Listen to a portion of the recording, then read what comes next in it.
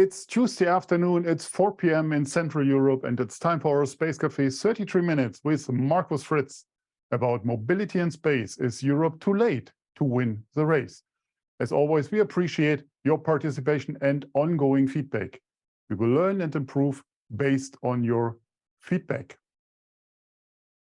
I'm Thorsten, I'm publisher of SpaceWatch.Global, and SpaceWatch.Global is a Europe-based online platform for information in and about space and new space activities in a geopolitical context. And I would like to thank all our private and corporate supporters that showed their commitment to keep our independent journalism alive. We really appreciate that. And I know many of you are already familiar with our website, the bi-weekly and the daily newsletters, and our Space Café podcasts. And the latest one, freshly released a few hours ago, features Max Alexander, the photographer for the space sector. And that's a really cool conversation between him and Markus Moslechner. But we also have new exciting episodes of the Space Café Radio. The latest episodes are with Simonetta Chielli at the EU Space Conference last week, and our German episodes from the ILA Air Show in Berlin from last summer with Kai Nöske, Professor Matthias Sperl, and Melanie Heil, all worth your time. Our fan shop is always open for you because it's on our website, and so you're just a click away or become a real space watcher. So, and if you've missed any of our previous web talks, we could say bad luck, but we are not that mad. We have an archive available on our web page in the events section, and you can also find us on YouTube. So, done with the first part. I'm really happy that my guest accepted my invitation. He is one of those people in the space industry that come with profound knowledge and experience, not shy to articulate his views and opinions. With that, welcome the legend, Markus Fritz. Just as a disclaimer, Markus and I worked together at SES, okay, over 2 decades ago, but that's just for the history box. So for those of you that does not know Markus, he is the owner and managing director of ADVISORIO. I think I pronounced it right. Is that okay? That's okay. Okay. A boutique management consulting firm. And they're working as senior advisors for leading space industry players from different industries, including satellite communication, telecom, automotive, mobility, as well as governmental agencies and institutions. And Markus has over 25 years of international management experience in the satellite, ICT, video data, and consumer electronics industry. He has worked for over 20 years in leading positions in the satellite industry at SES Astra, as mentioned before, where we know each other from, Arabsat and Eutelsat. Once more, welcome, Markus, to our show today. So, thank you, Thorsten. Thank you for having me. Yeah, my pleasure. I mean, most people say thank you at the beginning, and then afterwards I regret what I said. But let's see how far we can go here. So, setting the stage for mobility, and especially car mobility, I would like to focus on connected vehicles such as connected ships, planes, trains, trucks, autonomous cars have many potential benefits to society, including higher use value, improved safety, and reduced environmental impact. But there are also technical, regulatory, and commercial challenges to overcome before they can be globally deployed and used routinely. Sounds a bit like from a glossy magazine, I would say. We potentially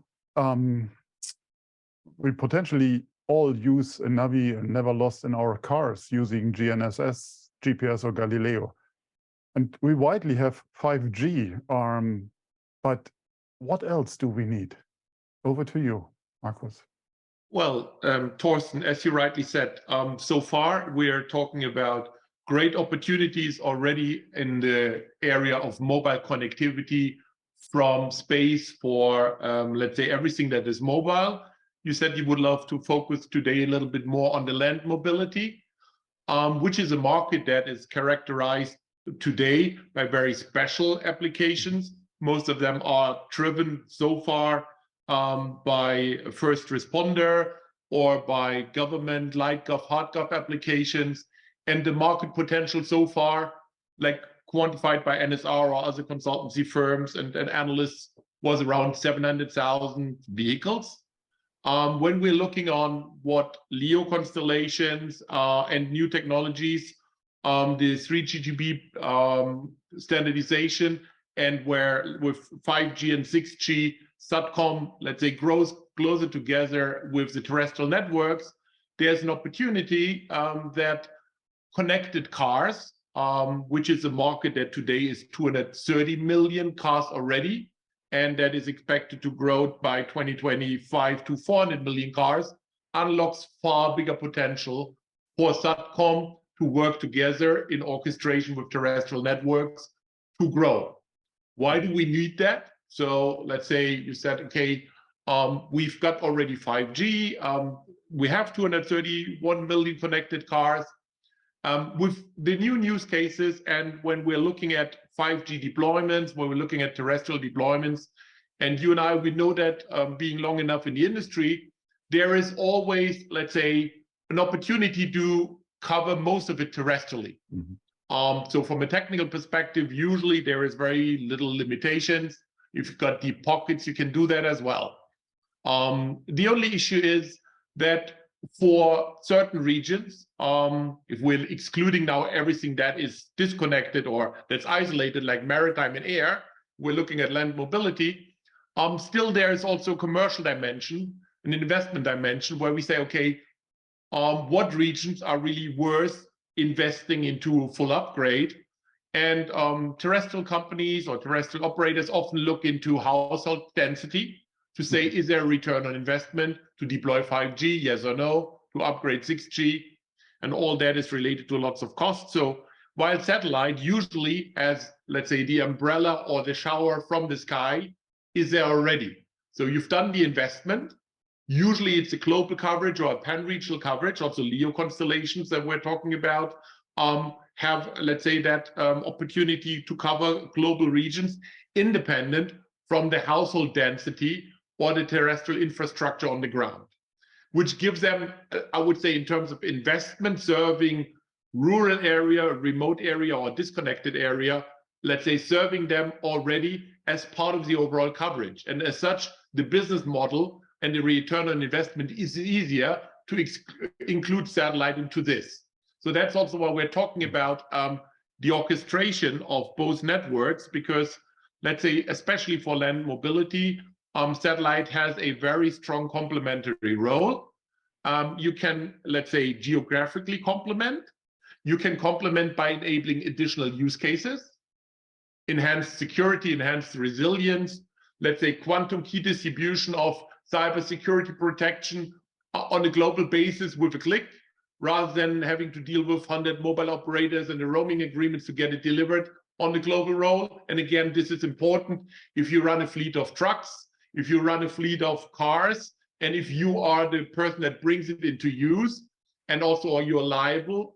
So making sure that your cars are not down through cyber attacks, making sure that you can quickly react and manage your connectivity fleet, either through software downloads or through, let's say, IoT sensing, is important. And as such, that geographic, let's say, add-on, geographic complementation of terrestrial networks is key for resilience, for reliability, and also to make some of the business cases work, or to comply with regulatory, let's say, policies.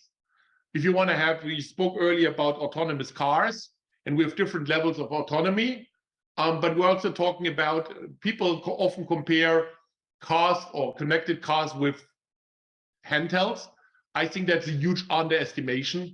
Connected car, when you look what kind of value, what kind of compute power, what kind of swarm intelligence that all can bring, it's, let's say, 100 times, let's say, stronger device than just a handheld. So there's also much more, let's say, opportunities of connected cars to play a role in the mesh network of two different infrastructure, terrestrial and SATCOM infrastructure.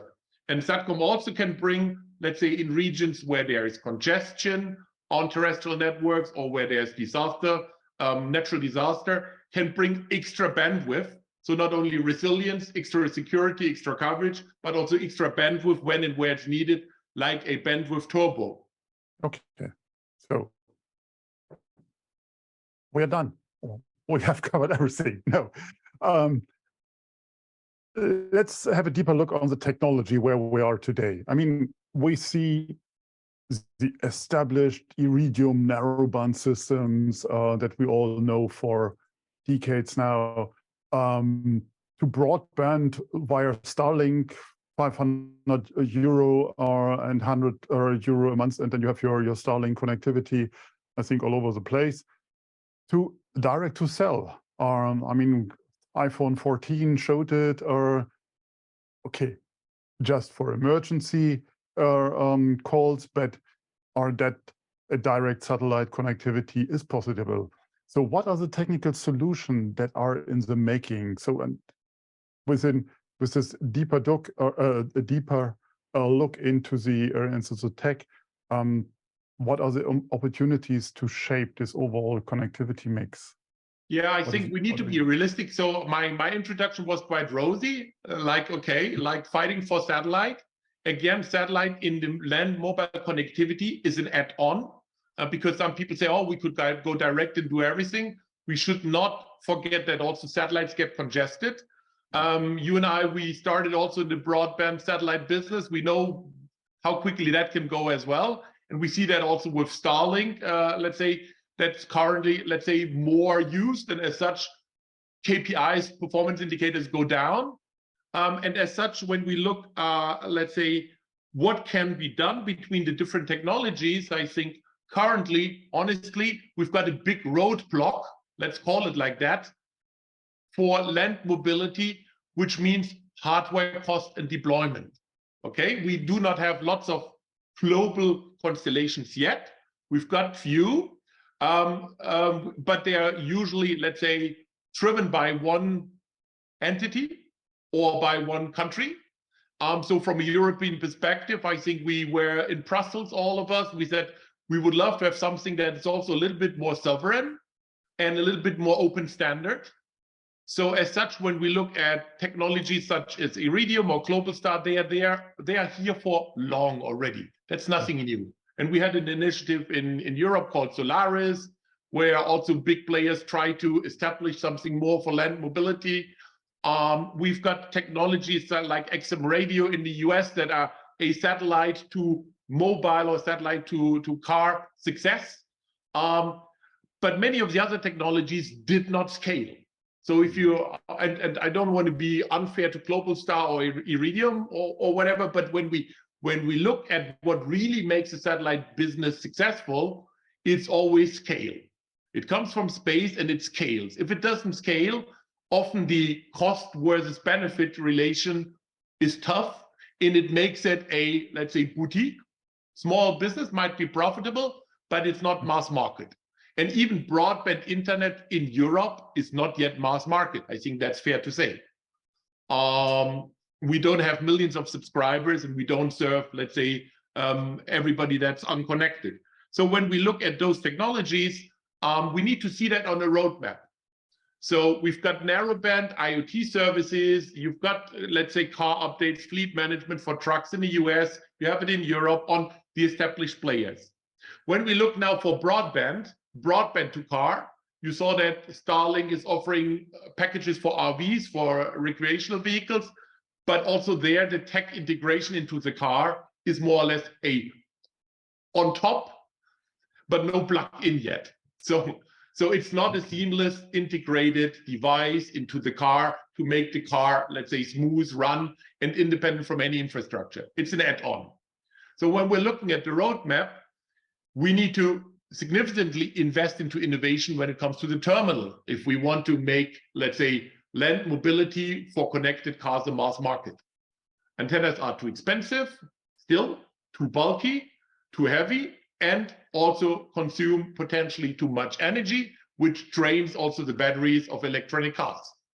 So there's lots of things in terms of form factor and KPI to be done. ESA has launched several programs to support that, and there is, let's say, lots of innovation going on around the world. Many companies working on that.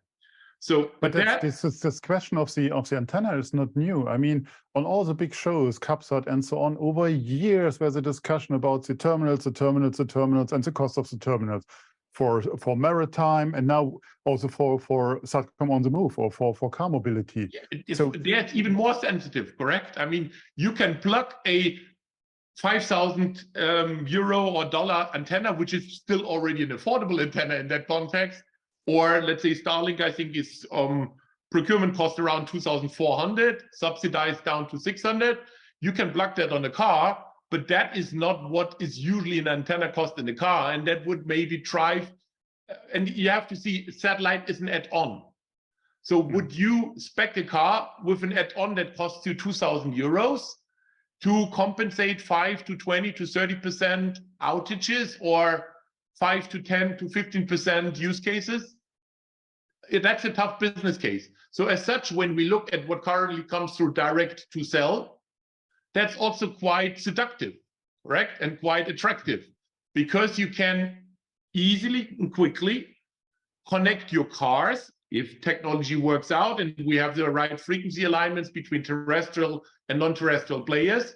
You can easily connect your car with maybe existing terrestrial antenna that are already installed, that are already in car, or easily to be upgraded.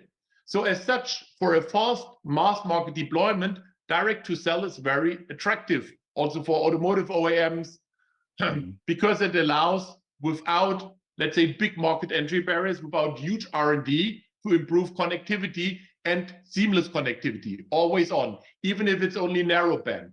But when we look at the 5G use cases, 5G is the 5G Automotive Association, the majority of the current use cases are narrowband.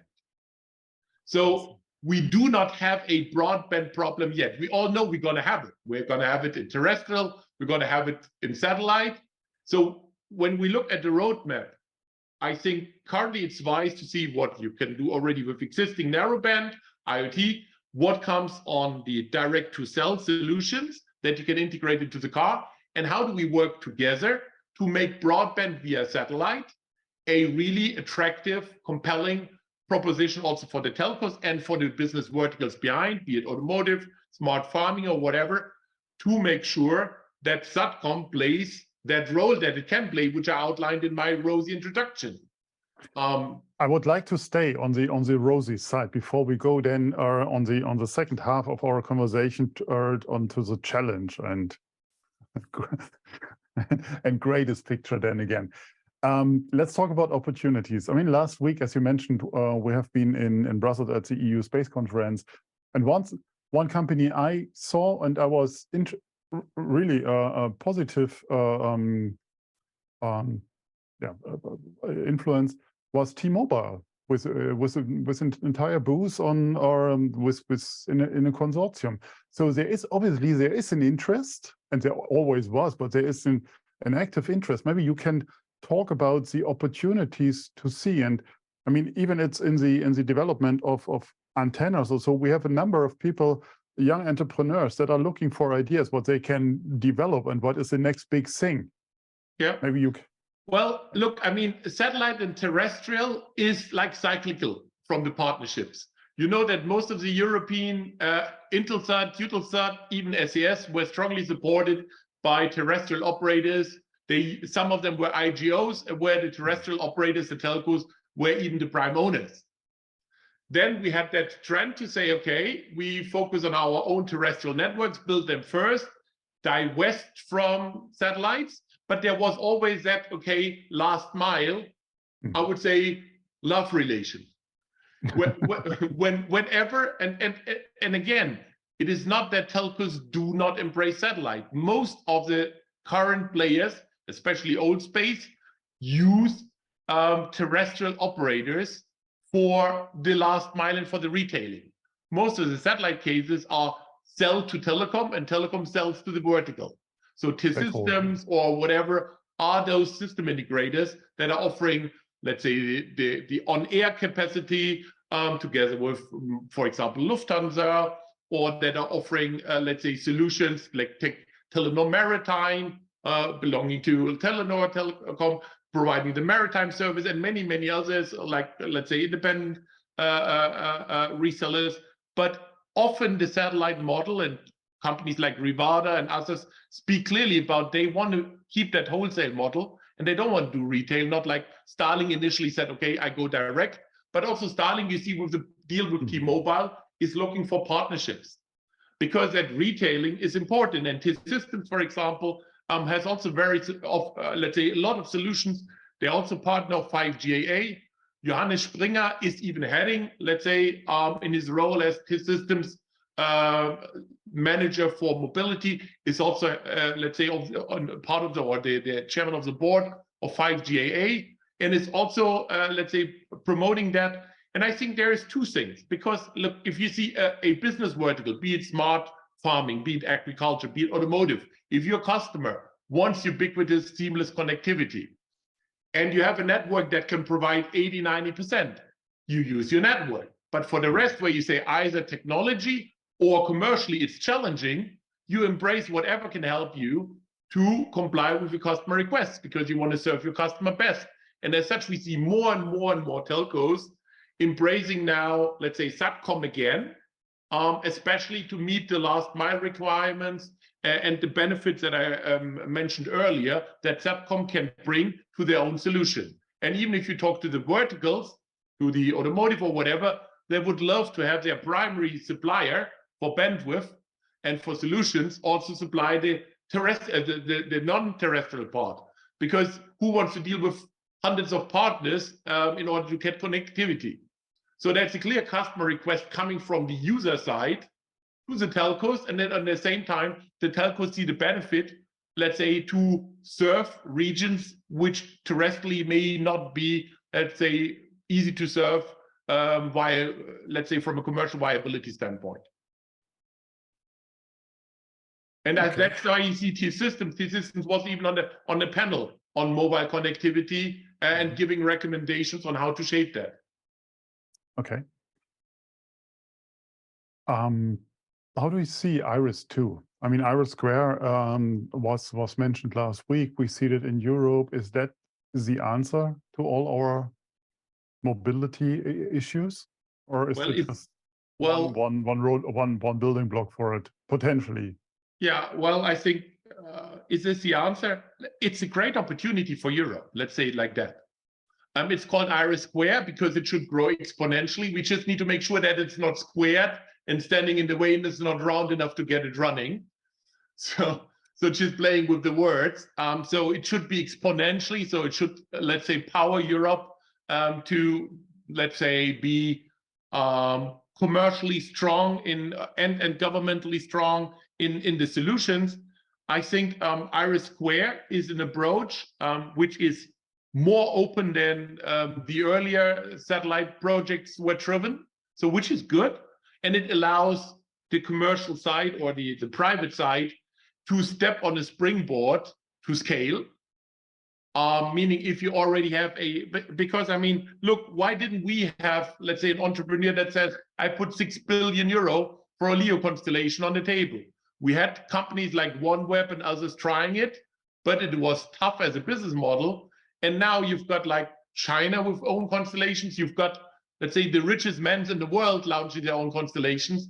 So that's a little bit of commercial risk, even for our established satellite industry in Europe. So having, I would say, maybe IRIS² as a kind of initial springboard to allow, let's say, minimum investment already on the government side, and then using that to add whatever is commercially viable to that springboard or to that first brick of the building blocks is a great approach. When you look on the challenges, the question is, how will you, so who is going to co-invest?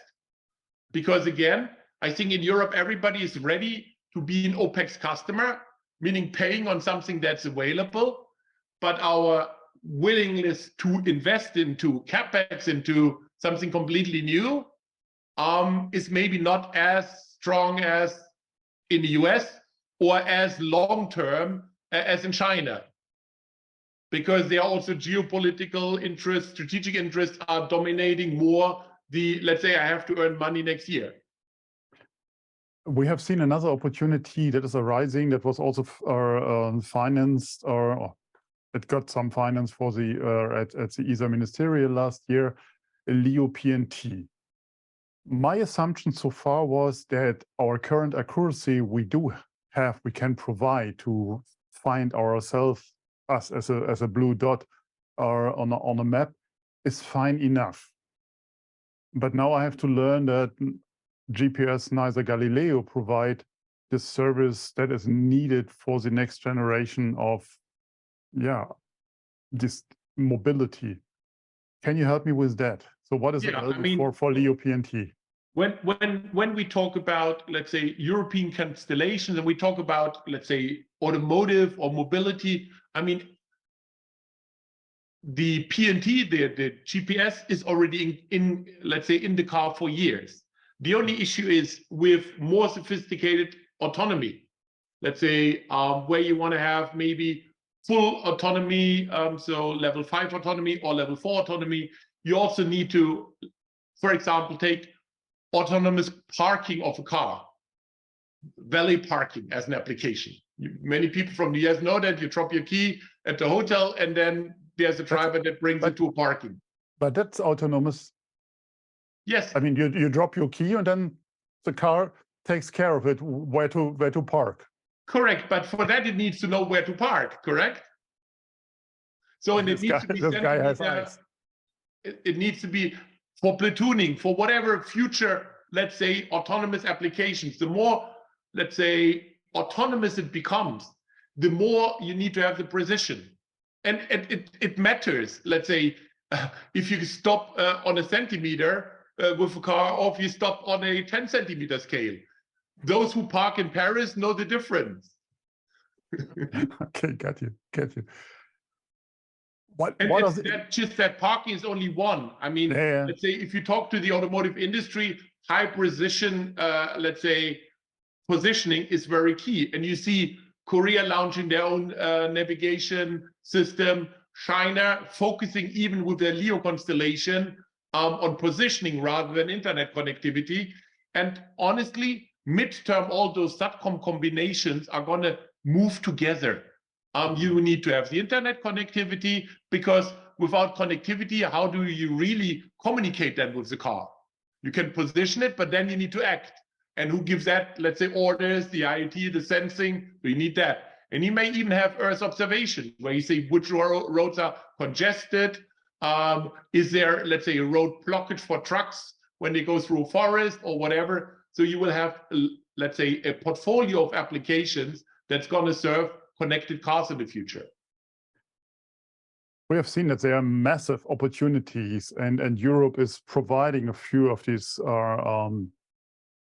ways for the future. But let's focus on the challenges, the last minutes here. So are we all having the same goals? Or in other words, do we have here different interest groups or different interests to manage? Or in that case, everyone is blowing in the same horn, as we would say in German. Well, challenges. I think challenges, we need to see what spectrum is available for IRIS, or that would be my next question. Yeah. Okay. Of course, yeah. Spectrum. So, like spectrum, if you want to build a house, you need to have a building ground where you need to have land. That's the same for constellations. Even if you have capital, you've got the money. If you don't have spectrum, you cannot run it. So spectrum is business critical. We only got a few high-ranked filings, like OneWeb and a few other players in Europe that can be utilized, from my understanding and know-how and analysis, for IRIS. That is true for the government side, where you need to have the member states agreeing on spectrum usage as well. And it's even more true for the commercial side. So spectrum is like opening the room in order to play. So once you've got spectrum, of course, you need to have capital. And here's the question is, how much capital you need to upfront invest and to reinvest. And don't forget, we are not in these, let's say, maybe comfortable geospace. It's not you pay once 300 million for a satellite, and then if you're lucky and if you're smart, you can commercialize that for 15 years, and maybe after 3 years you break even, and then you start earning money. Here, and that is another challenge which I will come to. So once you have got the capital secured, and when you say with different interest groups, most of the verticals, at least in Europe, would love to be an OPEX customer. So getting the service, but not putting own CapEx money into an infrastructure, which is different like from Elon Musk or from Geely, where you have a business vertical that says, I even invest in the whole constellation. So we do not have that in Europe, that appetite and that risk yet. May come, may not come, don't have a crystal ball, but that is, so you need to have somebody, an operator that says, I take the private commercial risk on the contracts I may get with the business verticals in order to provide that private part or commercial part of IRIS2 or of my own constellation. It's also true for OneWeb or others. And then you need to have speed. We're starting late. And we're starting, people say 2 years late or 5 years late, whatever you want to say. But you can win a Formula One race even if you start late, if you have the right drivers and the right, let's say, engine and the right system. So the question is, how do we win speed? And if you ask me honestly, and you said Markus says what he thinks, I feel that urgency for speed is not yet given in Europe. We always say, okay, we talk about 2030 and we have time. In order to get into a car, you have 5 to 7 years where you need to be ready before it's mass market yet. We may speed that up as well, but that means we need to have things ready and management confident that the technology is ready to be in 2030. And we're in 2023, so that's already 7 years. So in order to be in 2030 in the car, we should take decisions now. So for broadband, for example. So, and then, I mean, being fast, because we're playing catch up here. We're playing catch up on the spectrum. We've got some spectrum, but we're playing catch up on the CapEx. We're playing catch up on the integration. And I think that is something where, let's say, Europe can really strive. We need to have open standards. We need to have Strategic compliance in order to allow us also with scale, because we've got a strong automotive industry. We got strong other business verticals, energy. We're exporting those goods. We are #1 in the world on many of those things. But without open standards and without a hybridization and integration of both technology as well as business models, we're not able to scale out of Europe. And if we are slow, the market will be taken and facts will be created like in many other industries, while we are still thinking and planning. I would like to come back to the spectrum discussion. We have a lot of talks about spectrum with many of the people that are doing the filing, working for the industry and so on. And for that business case, or for that use case, not business case, that you are alluding to, do we have enough spectrum? I mean, we both heard people saying 64K are enough for a computer as memory, and things change. So, but do we have enough spectrum, and where can the spectrum come from? Are we talking then about? I think when you talk to, let's say, when you talk to people that know the business, you know, spectrum is like the resource of maybe future prosperity. Let's call it like that. Maybe that's a little bit, let's say, on the high end, but you see Indian private investors buying spectrum and investing. Let's say when we look at the car industry, I would even go that far. Today, lithium and battery power and everything is important, but also for the car industry or for other industries, having access to connectivity is necessary in order to grow future business. So it becomes a currency and it becomes a success critical asset. Do we have enough spectrum? There will never be enough spectrum. You know, human beings always want to strive, want to grow. Some of them are greedy, whatever. So we have new bands available as well. For the current bands, where with the right technology, I think there is spectrum available in Europe. Is it fairly, or is it equally distributed? No, I think there's a few players that play a more dominant or play a more relevant role as others, and they will maybe also be one of the key enablers for IRIS, because again, also for IRIS, I think we're going to need that spectrum. And then, you know, you've got higher band spectrum available, W band, QV band, whatever. Again, mobility is a sensitive topic. Mobile connectivity is a sensitive topic. The higher you go up in spectrum, the more exposed you are, let's say, to weather obstacles and whatever. So you also need to develop then that resilience to utilize that higher spectrum also for mobile use cases. So that needs to go hand in hand. So spectrum, yes, can be available, but not, let's say, off the shelf. Everything that you want, you need to work on to make it a usable resource. I think that's something that we have to take away.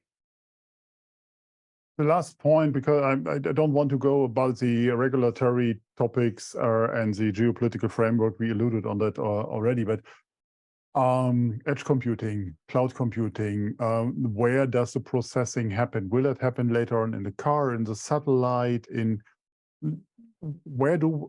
because you mentioned before, you need a connectivity to potentially start your car or tell the car where to go, because it has to communicate. So how is that managed today? Is that sufficient? Are we seeing the next wave here as well? I think the Orbit and Amazon put some computer on the edge, and I know many of the Earth observation companies try to do the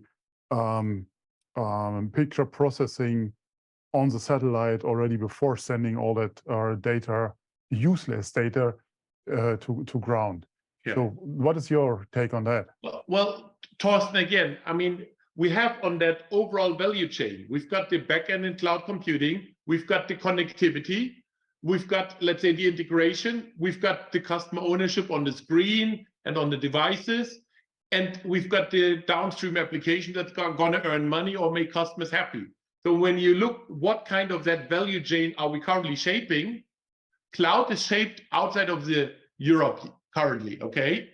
And you mentioned already Amazon is, let's say, proposing and testing with the Orbit, European company, to see how we get cloud, let's say, into space.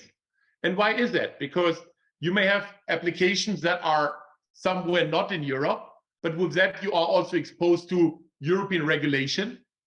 And if you don't match those regulatory, let's say, conditions, you may not be able to provide that service. So you may potentially move it for two reasons into a satellite. Number one is regulatory compliance. Number two is being closer to where the data is needed, and by that reducing significantly latency, because there's a different, we've got more and more latency critical applications. That's also why LEO becomes so relevant, and hubs and other technology. So the more you get, let's say, the data to the edge or to where it's needed, the better. And when you look at the automotive industry, you've got maybe two philosophies. You could say, I create a, I would say, private cloud in the car for my owners, and they become part of an overall cloud mesh network.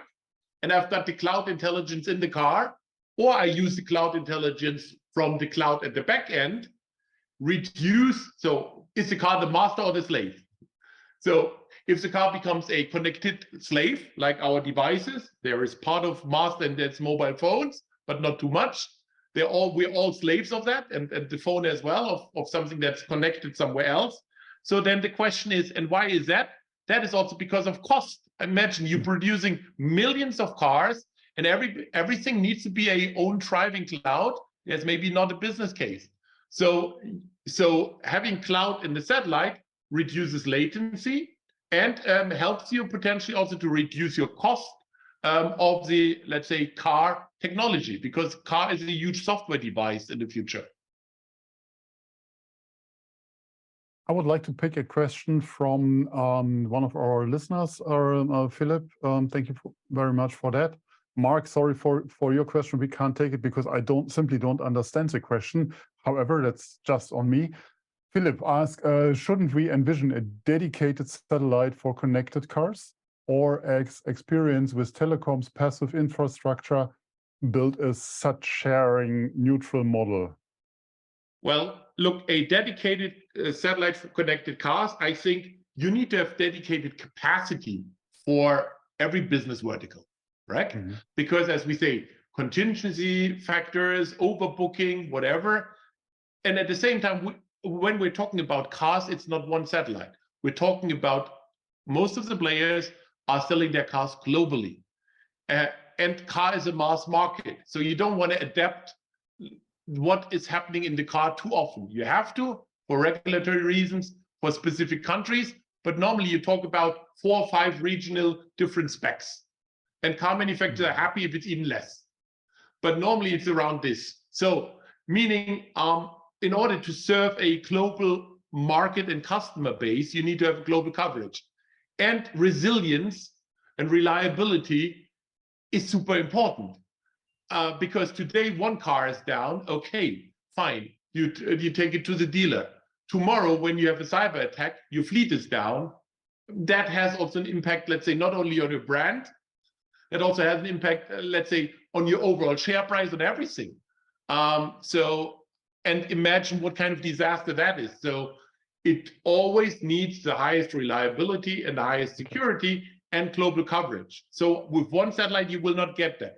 Having a part of a fleet catering better than others for automotive requirements, because you have maybe bigger satellites like Starlink Gen 2 or AST or whatever that reduces the antenna and everything on the car and the efforts, fine. So you may have dedicated part of a constellation that serves, let's say, automotive better or another business model or another business vertical better than other parts of the constellation. Mark specified his question, should new digital stages, or like what we discussed, be in the public transport plans? What is meant by digital stages? I think the services, the space-based services you just mentioned. Yeah, look, I mean, when we're looking at traffic and mobility tomorrow, we're talking about, let's say, multimodal connectivity and multimodal, let's say, mobility. You see most of the car manufacturers, so meaning that moves all together, car as a service. You may not own your car anymore. You may want to change from, let's say, horizontal to vertical mobility because roads are congested, or you need to get, let's say, only, let's say, from Frankfurt to Paris, and you don't want to take your car, and having a big plane makes also no sense. So there is a big alignment between stakeholder groups, smart city management, fleet management, and let's say even energy optimization. So when you can optimize the traffic flow from car to rail or from rail to vertical mobility and so on, you can also optimize CO2 emission, reduce that. If you avoid, let's say, congestion of cars and as we call it, like traffic jams in big cities, perfect. That will all help also our green sustainable goals. And yes, it could be in an overall, it should be in an overall traffic / overall management strategy to have it embedded. Good. So we look up to our leadership in the various countries to put good faith in their plans. Well, I think my last Europe is a little bit further. Europe is a little bit further advanced than putting good faith. There's organizations such as Ertico that are trying to bring the different stakeholders together and uniting traffic management, municipalities, telecoms, and automotive together. Ertico has also a partnership with ESA to find new models for that traffic management of the future. Another great topic for another 33 minutes, because we are running out of time. And my striking question is now, our topic was mobility and space. Is Europe too late to win the race? Well, we are late. Is it too late? It depends on if we work together as one industry. If we start competing with each other and slowing each other down, we will be too late, because we need to play catch up and fast, and we need to be agile. So it depends, as usual. Thank you very much, Markus. Thank you. It was a great conversation. So before we say goodbye, we will remind you of a few upcoming events. So maybe our tech team will put up a slide for that. Tomorrow, we will have at 4 p.m. Our next Space Café Black Ops by Dr. Emma Gatti in her conversation with Dr. Namrata Goswami. And that's the second episode of our mini-series fully dedicated to the global geopolitical space picture. And the focus on that one will be the United States, the strategy of continued primacy in space. A day later, on Wednesday the 2nd, we have our next Space Café Italy. Dr. Amagatti will talk with Gino Bucioil of Cina Stellare. That will be in Italian. And then on 2 weeks, on the 14th, I will have my next 33 minutes with Michael Schweitel of ESA BIC in Switzerland. 22nd, we have our next Space Café Israel by Medad Payente with Alice Miller, the CTO of Helios and the first woman to get accepted to the IDF flight course. It's a very prominent person in Israel. And on the 28th, so in 4 weeks, we have our 33 minutes with Pierre Lyonnais of ASD Eurospace, and I'm looking forward to that. And then March, we are continuing with some pretty cool events as well. As usual, all events are going to be online on Eventbrite. We would like to hear your feedback, so please check in with us on Twitter, on Facebook, or LinkedIn. And don't forget to sign up for our daily or bi-weekly newsletters. And if you like to treat yourself with something special, become a Space Watcher today and help us in our supporter program. Thank you, Markus, for the really insightful talk and the Fortschritt, as we would say in good German, and for being our guest. Thanks again to this entire team behind the scenes for doing their great job, a seamless job, week by week, day by day again. And thank you, the audience, for joining us. I hope to see you tomorrow or in the next weeks in our upcoming events. In the meantime, visit our website and follow us on social media. And don't forget, become a Space Watcher. Thank you very much.